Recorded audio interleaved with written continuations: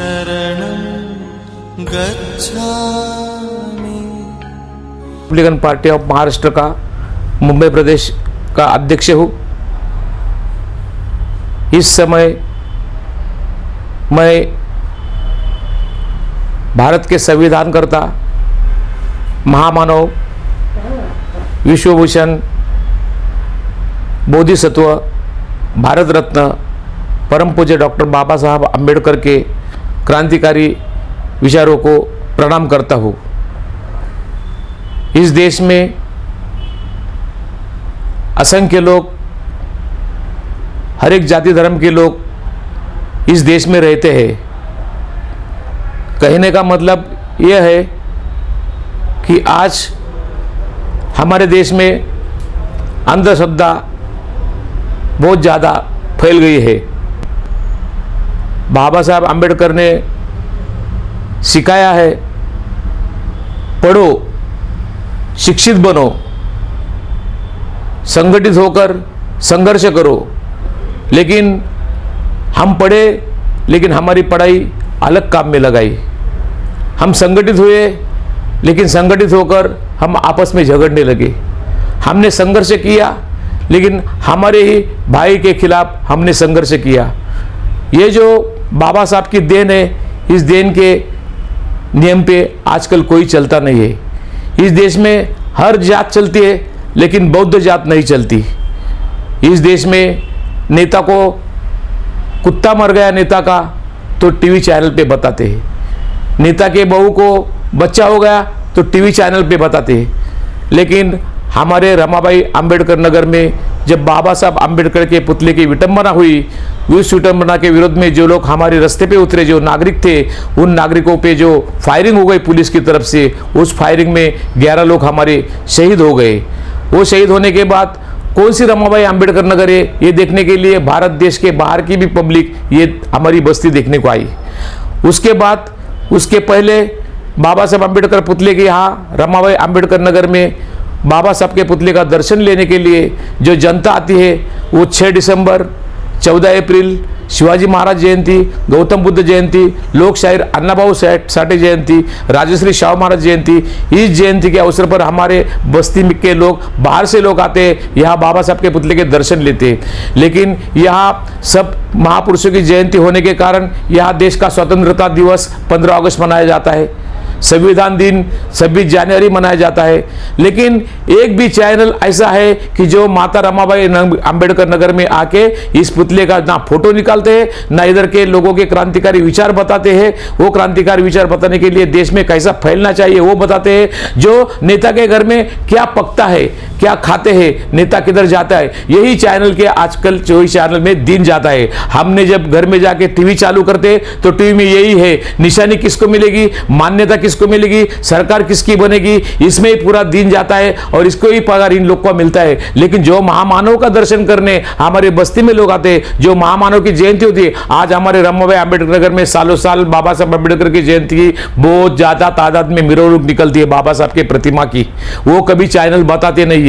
जो हमारे बाबा साहब अंबेडकर का 6 दिसंबर का जो मरण दिन होता है, जो दुखद दिन होता है, वो दुखद दिन में रात को 12 बजे बहुत बड़ी बौद्ध वंदना होती है। वो वंदना के लिए महाराष्ट्र में से लोग आते हैं, वो कभी चैनल में बताया नहीं जाता है। क्यों? कि लोगों को समझना मांगता है कि ये दलित बस्ती का बाले किला नहीं, तो वो सब जाति धर्म का बाले किला है। क्योंकि हमारे बौद्ध वंदना में सब जाति धर्म के 18 पगड़ जाति के लोग शामिल होते हैं। जो बाबा साहब ने जो हमें सिकोन दी है, वो सिकोन में गौतम बुद्ध ने बताया, मैं भगवान का अवतार नहीं हूं, मैं भगवान को मानता नहीं हूं, मैं भगवान का अवतार नहीं हूं, मैं व्यक्ति पूजक नहीं हूं। व्यक्ति की पूजा मत करो। जिस महामानव ने, जिस आदरणीय नेता लोग ने जो अपने को सिखाया है, पढ़ाया है और इस देश में लोकशाही राज में कैसा सिखाया, जो बाबा साहब अंबेडकर को पानी पीने के खिलाफ आंदोलन करना पड़ा, पानी नहीं मिलता था। जहाँ महाड़ के जो 14 तले का जो बाबा साहब ने आंदोलन किया, उसके पहले उनको बकरी, जानवर, गाय, भैंस पानी पीते थे। लेकिन एक सामान्य गरीब आदमी उसको पानी पीने का अधिकार नहीं था। इसलिए बाबा साहब ने देखा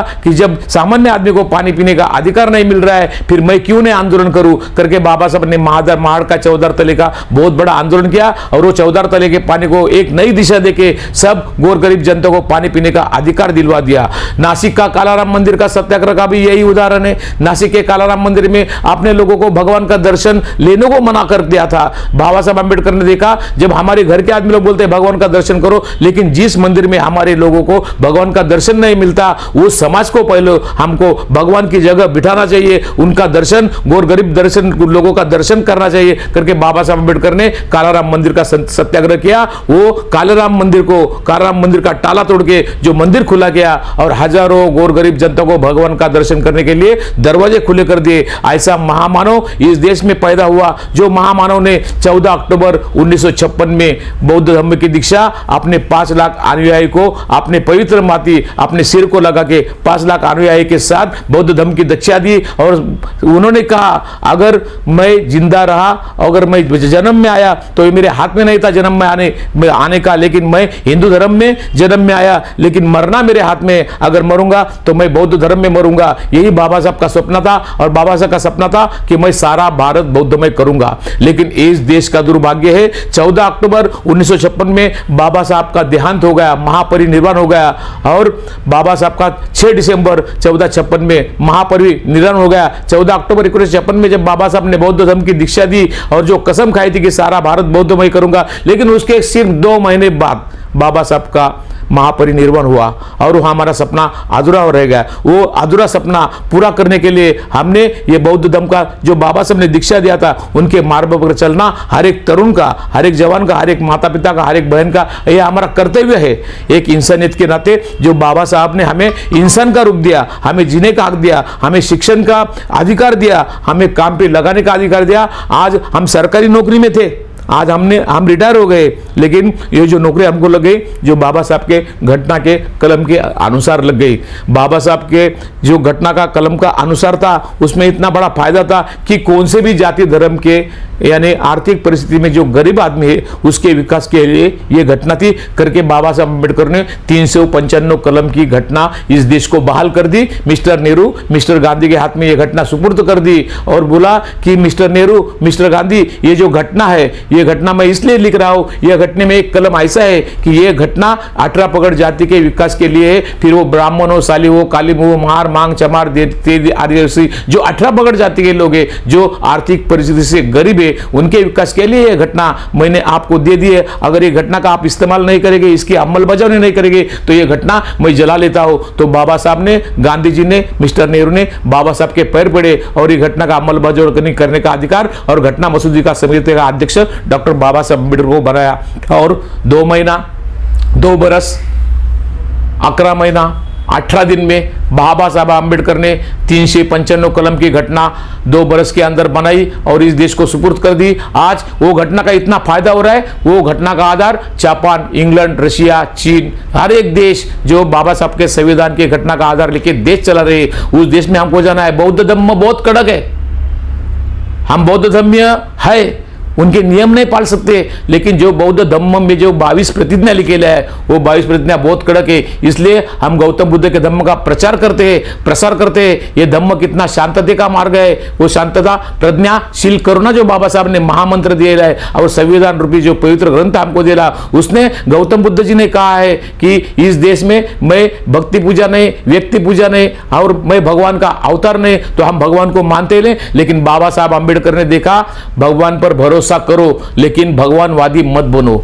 इसका मतलब ऐसा है कि आप एक आधे मंदिर में भगवान के सामने जाके 8 घंटा बैठेंगे तो आपको ऑटोमेटिक खाने का थाली नहीं आएगा। इसके लिए आपको 8 घंटा मेहनत करनी पड़ेगी, काम करना पड़ेगा और वो काम करने के बाद जो तुमको मेहनताना मिलेगा, पगार मिलेगा, उस पगार में से तुम्हारा अनाज होगा, दुकान में अनाज लाएंगे और वही अनाज पे तुम बाल बच्चे का पेट संभाल सकते करके बाबा साहब ने हमको जो शिकवन दी है उस शिकवन के आधार पर हम चल रहे। मैं आज सभी जनता को, इस भारत देश के तमाम धर्मियों को आज ये धम्म चक्र के पर्व, प्रवर्तन दिन के पवित्र पर्व पे हार्दिक शुभकामना देता हूँ और बौद्ध धर्म इतना कड़क है, जो शांतता का मार्ग है, वो शांतता के पालन से जब आप रहेंगे तो इस देश का विकास होगा। इस देश में नहीं तो इस वर्ल्ड में बौद्ध धर्म का आज पहला नंबर लगता है, क्योंकि शांतता का मार्ग था। जब बाबा साहब आंबेडकर ने येवला मुक्कामी होते हुए जो जाहिर सभा ली थी और घोषणा की थी, जो जिस धर्म में गौर गरीब को अनाज नहीं मिलता है, लेकिन वो अनाज की शक्कर कीड़े मूंगे खा रहे हैं। जिस देश में गरीब जानवर पानी पीते हैं, उस देश में गरीब को पानी नहीं मिलता है। जिस देश में देव पूजा की जाती है, लेकिन जो भगवान के सामने फल रखा जाता है, वही